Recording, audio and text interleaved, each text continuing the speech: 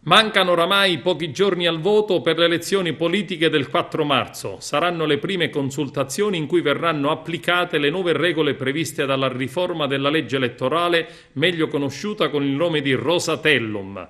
Vediamo adesso cosa cambia e come si vota attraverso un video del Ministero dell'Interno. Domenica 4 marzo si voterà dalle ore 7 alle ore 23 per eleggere la Camera dei Deputati e il Senato della Repubblica. Per la Camera potranno votare i cittadini italiani che avranno compiuto 18 anni. Per il Senato quanti ne avranno compiuti 25. Ciascun elettore avrà una scheda elettorale rosa per la Camera e una gialla per il Senato. Ciascuna scheda, in un rettangolo, ha il nome e il cognome del candidato nel collegio uninominale.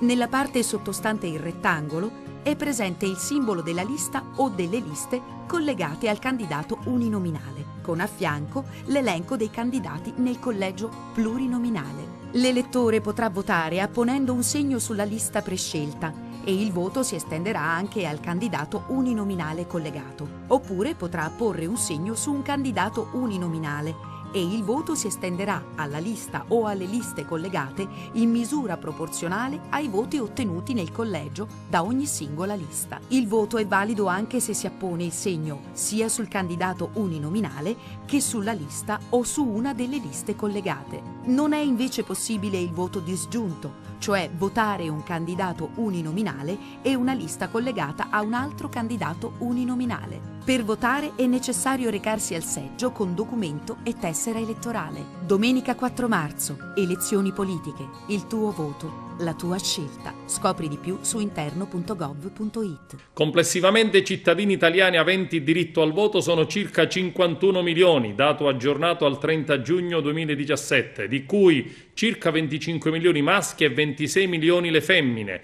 Sul totale degli aventi diritto al voto, 4,2 milioni sono gli elettori stimati, residenti all'estero. I giovani alla prima espressione di voto sono stimati oltre 500.000.